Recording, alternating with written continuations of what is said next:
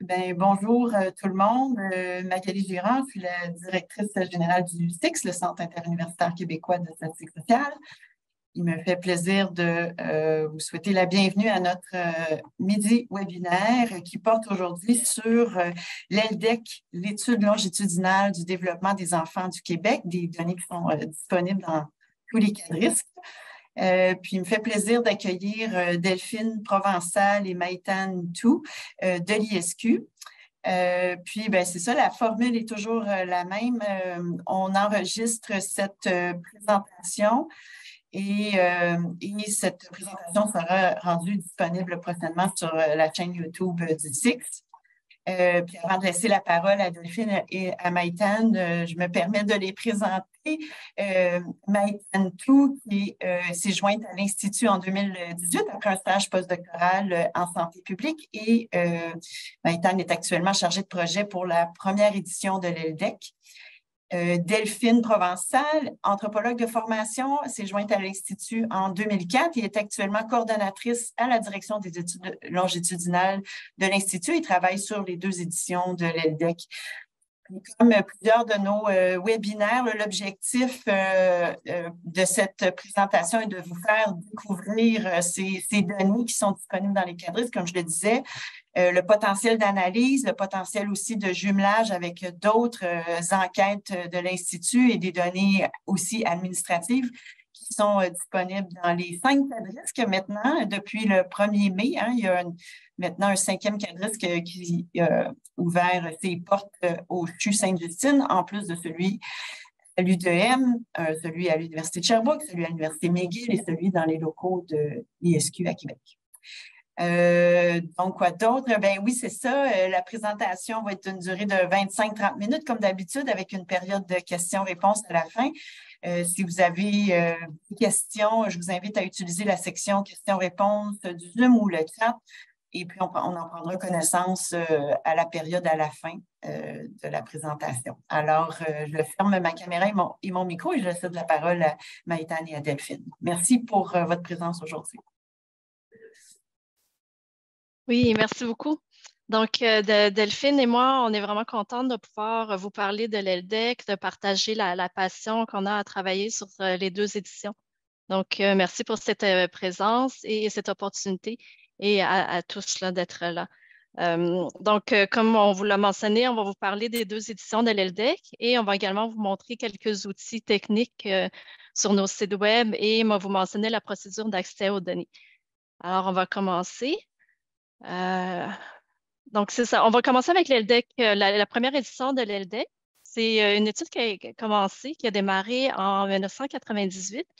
Et cette étude est menée par l'ISQ, donc l'Institut de la statistique du Québec. Au début, dans les premières phases, les objectifs, c'était principalement d'identifier les facteurs dans la petite enfance qui contribuent à l'adaptation sociale et à la réussite scolaire. Mais bon, les enfants, ils ont grandi avec le temps, donc on a également ajouté d'autres objectifs. Par exemple, mieux comprendre les facteurs qui, mis en place à différents moments de la vie, ils pourraient être liés au bien-être global des jeunes adultes du Québec. Donc, on parle ici d'un échantillon qui est représentatif des bébés nés au Québec en 97 et 98. Et donc, au départ, on avait une cohorte de 2120 bébés. Alors, quand on parle de cette cohorte-là, il fallait quand même juste se remettre au contexte du début de la collecte, du début de toute cette étude. Et donc, on parle de la première enquête à grande échelle, au niveau populationnel, qui est menée au Québec pour suivre de façon vraiment détaillée le développement des enfants et de manière longitudinale. Donc, ce que ça veut dire, dans le fond, là, vous le savez sûrement, c'est auprès des mêmes bébés, on fait plusieurs collectes, plusieurs mesures pour mieux voir leur parcours de vie et comment tous les différents domaines, les éléments de leur parcours de vie évoluent dans le temps. Donc, pour vous donner une meilleure idée de tout ce qu'on a ramassé et de l'ampleur de l'affaire, on a ici une diapositive qui représente le programme de collecte. Alors, on le distingue souvent en phase 1, 2, 3 et 4 qui correspondent à la petite enfance, à l'enfance, à l'adolescence et la période jeune-adulte. Et on va bientôt arrêter d'utiliser le mot jeune. Donc, ça va être toute la durée de la vie adulte. Vous voyez le nombre de collègues, mais vous voyez aussi là, le logo en haut et le nom courant de l'étude. Donc, l'image de l'étude a aussi évolué en fonction de l'âge du répondant. Parce que, donc, on se rappelle, l'enfant, c'est la personne qui est cible.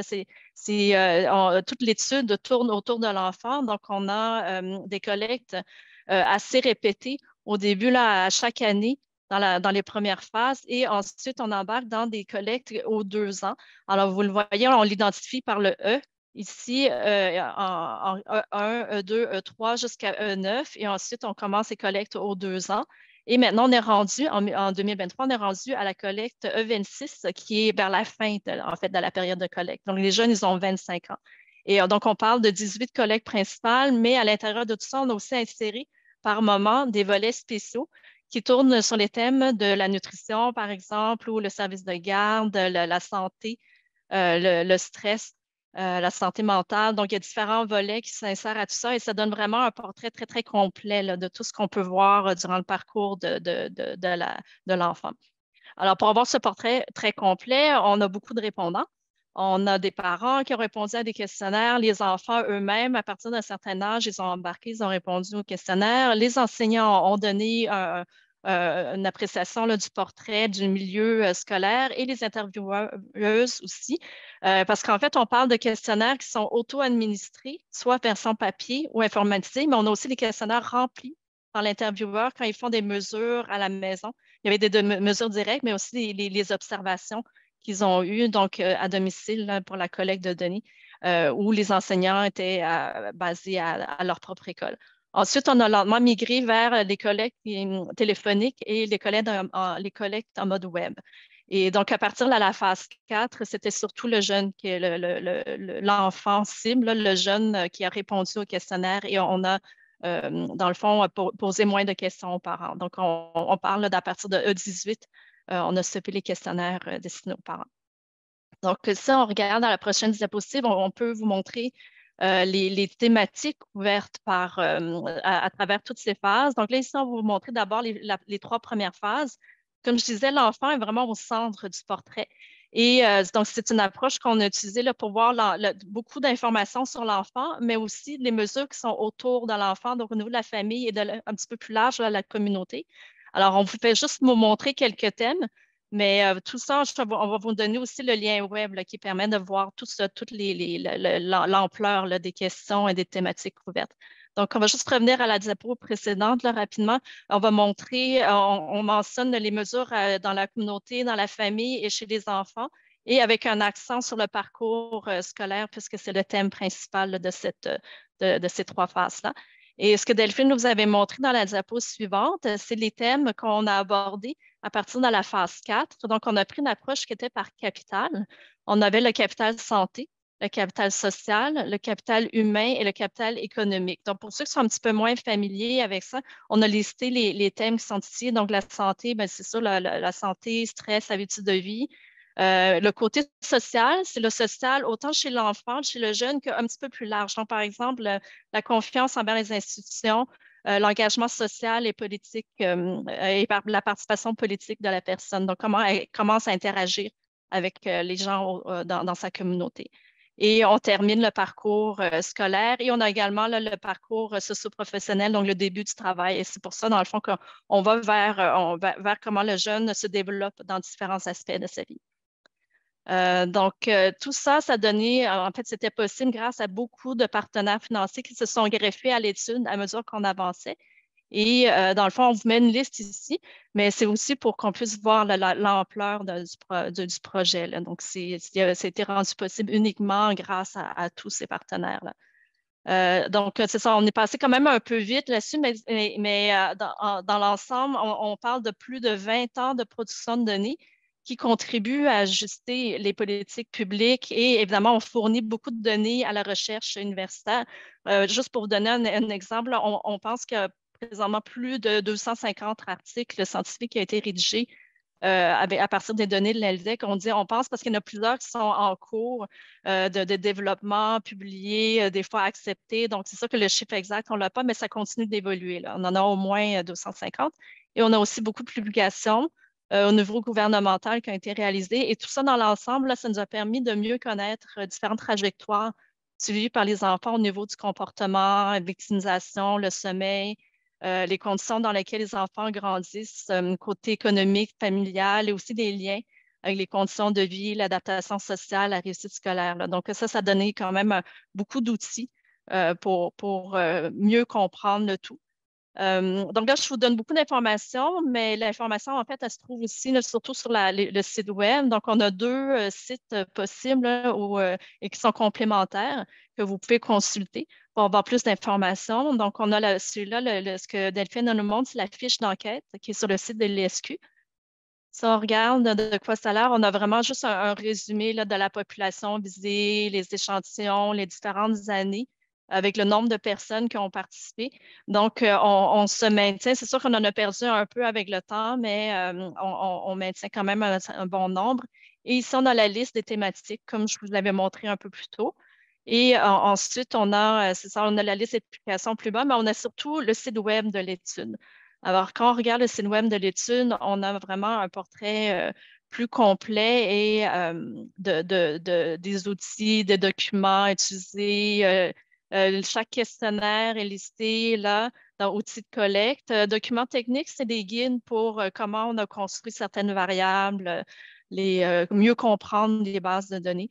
Et donc, c'est ça c'est vraiment là, beaucoup, beaucoup d'informations. Puis, on a c'est ça, ici la pondération, les variables dérivées, tout ce qu'on pouvait avoir pour aider l'utilisateur. Un outil qu'on a rajouté récemment, ce serait thème et numéro des questions par thème qui pourrait aider l'utilisateur. Donc là-dedans, on a listé, là, pour l'instant, on ne voit que les questionnaires pour le jeune, mais on va rajouter des onglets pour tous les questionnaires possibles. Combien de questions on a par thème? Par exemple, consommation de cigarettes, on va voir combien de questions ont été posées à chaque volet que cette thématique-là a été couverte. Donc, c'est ça, on a essayé de rendre ça le plus facile possible pour l'utilisateur. Donc, ça, c'était pour les informations disponibles en ligne. Là, c'est sûr que l'étude, elle a démarré en 1998, parce qu'on est quand même dans un autre siècle maintenant. Donc, on parle de 20 ans plus tard, de quoi a l'air maintenant la société. On le sait qu'il y a des changements majeurs qui sont survenus dans les dernières années, mais sur différents plans, le plan social, individuel et familial. Là, je ne vous surprends pas du tout en parlant d'un taux de diplomation qui est plus élevé pour les parents, pour la mère surtout. L'âge moyen de la maternité, c'est différent. L'engagement des pères également. Donc, vous avez une petite liste ici des changements. Et c'est pour ça, dans le fond, que c'était inévitable de développer une deuxième édition pour l'ELDEC. Donc, basé là-dessus, je vais vous laisser, Delphine, vous expliquer la suite des choses qui s'est passé là avec l'EDEC. Merci, Maï. Donc, effectivement, comme elle le mentionne, avec 20 ans d'écoulés, il fallait revoir un peu et actualiser les données qu'on a obtenues. Donc, on a élaboré tout ça avec un partenariat dont plusieurs participaient déjà à l'ELDEC 1. Mais il y a eu des nouveaux partenaires qui se sont joints, comme le Conseil de gestion de l'assurance parentale. Évidemment, on a des chercheurs, des experts de la communauté universitaire qui se sont grandement impliqués pour actualiser cette grande enquête-là, et des partenaires aussi dans le gouvernement qui ont collaboré de différentes façons, par exemple en nous fournissant certaines données administratives, notamment pour élaborer le plan de sondage. Donc, on a imaginé cette nouvelle étude-là pour identifier les trajectoires de développement et les facteurs qui contribuent au bien-être des jeunes Québécois dans la réalité actuelle. Donc, les principales mesures prévues, c'est l'état de développement à la maternelle, différents indicateurs de réussite éducative, des indicateurs d'adaptation sociale et des exemples de facteurs qui vont être étudiés, évidemment, comme dans l'ELDEC 1, excusez, comme dans l'ELDEC 1, il y avait les transitions familiales, les trajectoires développementales, l'évolution du stress parental aussi, la conciliation travail-famille et différentes utilisations de services. Donc, la première collecte de données a eu lieu en 2021-2022. Ce sont des bébés nés de mères résidents au Québec entre le 1er octobre 2020 et le 30 septembre 2021. La source de la base de sondage est le fichier des naissances vivantes, comme dans l'LDEC 1, mais bonifié avec l'allocation famille, c'est-à-dire le fichier qui permet à Retraite Québec de fournir les allocations. Ça nous a permis de créer un indicateur de pauvreté socio-économique pour les surreprésenter les familles qui vivaient dans ce qu'on a qualifié de contexte moins favorable. Donc, soit c'était une famille qui avait un faible revenu ou un niveau de scolarité de la mère, disons un DES ou moins. Cette bonification-là a été permise grâce au constat qu'on a tiré dans l'LDEC 1, où on a vu que c'était des familles qu'on perdait plus rapidement dans l'échantillon, dans le suivi longitudinal. Donc, on les a surreprésentées pour essayer de contrebalancer cette tendance-là. Au final, ce sont 4 703 bébés et leurs familles qui ont participé et on prévoit donc au niveau de la collecte de données, des entrevues en personne ou au téléphone et en vidéoconférence selon ce qui est disponible compte tenu à l'époque des mesures sanitaires. Et c'est environ 2 heures de questionnaire à remplir à chaque année. Donc, au niveau du calendrier de collecte, comme on le voit ici, une étude d'une telle ampleur, on ne peut pas commencer directement avec le gros projet. Donc, on a réalisé un pilote qui avait exactement le même protocole, mais à plus petite échelle. Donc, au lieu d'être dans tout le Québec, c'était dans 3 régions. Au lieu d'aller chercher environ 8000 familles à inviter à participer, c'était 800. Donc, pour voir comment les familles allaient réagir, autant de notre côté, on voulait tester nos outils, mais on voulait voir est-ce que 20 ans plus tard, les familles seraient prêtes à embarquer dans un projet d'une telle ampleur. Donc, le pilote a été concluant ici. Donc, on a eu le temps de réaliser 2 collectes de données, mais malheureusement, l'année 2020 est arrivée alors qu'on devait démarrer la collecte du premier passage d'enquête principale. Donc, on a reporté d'1 an tout simplement la collecte. Et ça a entraîné aussi plusieurs ajustements qu'on malheureusement n'avait pas pu tester dans le pilote, c'est-à-dire des entrevues à distance au lieu de rencontrer l'enfant. Maintenant, on est rendu ici, là, on vient tout juste de commencer la 3e collecte de données et on va dans les familles et on réalise des mesures directes auprès des enfants. Donc, on revient tranquillement à notre protocole prévu. Je vous présente très rapidement les thèmes couverts durant les premières collectes de la petite enfance. Donc, ce que vous remarquez en bleu plus pâle, ce sont les nouvelles thématiques par rapport à l'LDEC 1. Donc, on a des conditions de naissance, la santé physique des enfants, donc tout ce qui concerne l'enfant lui-même. On a un peu le même modèle que dans l'LDEC 1, donc l'enfant au centre, sa famille et son environnement plus large, comme sa communauté et la société autour de lui. Donc, on a aussi justement des thématiques qui vont couvrir plus largement les figures parentales. Et comme c'est la petite enfance, bien, on a beaucoup de thématiques sur la grossesse et l'accouchement. Donc, vous voyez qu'on a essayé de trouver un équilibre entre les nouveautés liées à la réalité actuelle et les parallèles à faire avec l'LDEC 1. Donc, au niveau de ménage et des communautés, services et programmes sociaux, on a la même chose. Et aussi, on utilise le recours à des données administratives pour raccourcir parfois la durée des questionnaires, notamment concernant les hospitalisations, les visites aux urgences et d'autres thématiques comme ça. Donc, où trouver les informations sur l'LDEC 2?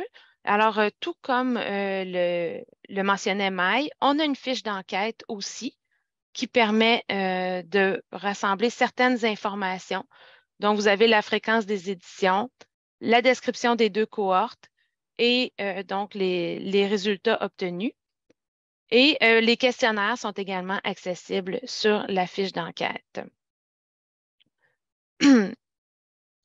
Maintenant, on a aussi un site Internet aux couleurs de l'étude. Donc, vous voyez ici, encore une fois, on a les 2 cohortes, les informations aux chercheurs et différentes nouvelles qui vont être mises à jour régulièrement. Donc, les publications prévues, donc bientôt, on aura un rapport méthodologique et une description complète de l'étude qui pourra servir de base là, pour comprendre toute la description détaillée sur la stratégie d'échantillonnage, les questionnaires, comment on a rencontré les familles, comment ils ont été sélectionnés. On va publier à l'automne 2023 également 2 portraits web, donc un résumé, quelques indicateurs sur qui sont les bébés nés en 2020-2021 et les répercussions de la pandémie de COVID chez les parents de ces mêmes bébés. Et plus tard, à partir de l'automne ou l'hiver, devrait présenter, publier différents rapports descriptifs là, alors que les bébés avaient environ 5 mois. Donc, pour accéder à ces données-là, eh bien, comme le mentionnait Mme Girard, vous pouvez y accéder dans les bureaux des cas de risque. Donc, à Montréal, on a 3 emplacements, à Québec, 2, à Sherbrooke, 1 emplacement. Donc, c'est quand même assez flexible. C'est un environnement de travail dans lequel vous aurez plusieurs logiciels, des répertoires de travail exclusifs et partageables au sein d'une même équipe. Et vous avez aussi, très important, la possibilité de demander des jumelages avec des données administratives. Donc, ça peut entraîner des délais, mais c'est quand même une bonification importante là, pour certains thèmes, comme on l'a mentionné tout à l'heure. Contrôle de la confidentialité est assuré par les services d'accès et vous avez un soutien tout au long de la réalisation de vos projets. Maintenant, pour accéder aux données, vous pouvez consulter le site Web du guichet d'accès aux données de recherche que je vais vous montrer maintenant. Donc, dans la zone chercheur ici, vous pouvez accéder à la trousse de démarrage qui va vraiment vous fournir les principaux outils pour préparer une demande. Donc, préparer une demande d'accès, c'est la première étape. Et c'est vraiment là-dedans que vous allez pouvoir décrire votre projet, identifier les variables que vous souhaitez utiliser et qui va vous permettre donc d'accéder aux données. Et justement, en parlant des données, donc les données de l'LDEC 1 sont disponibles déjà jusqu'au passage E24 et les données de l'LDEC 2, donc les données quand les enfants avaient environ 5 mois, seront disponibles à partir de l'automne 2024. Vous pourrez alors, mais vous pouvez dès maintenant commencer à construire, à préparer vos demandes d'accès. Donc, évidemment, on clôt cette présentation en remerciant nos partenaires et chercheurs, les familles participantes, évidemment, sans qui rien ne serait possible, et l'équipe projet de l'Institut. Voilà.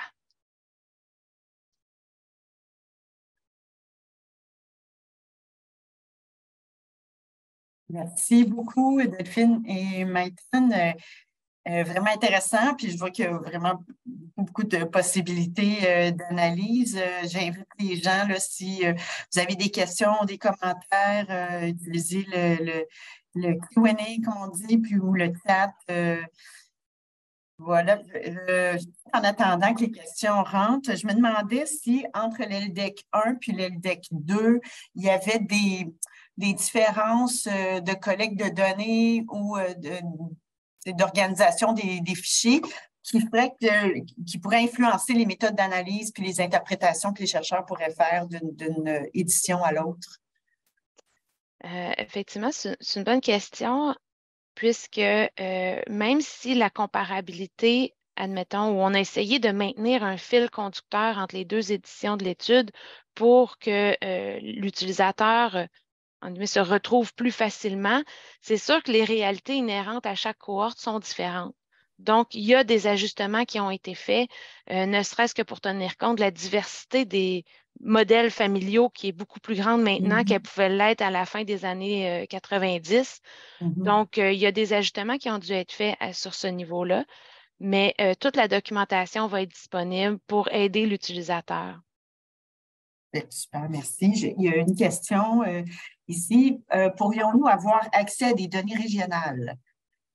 La représentativité des 2 échantillons est au niveau provincial. Donc, on ne peut pas faire d'analyse au niveau régional.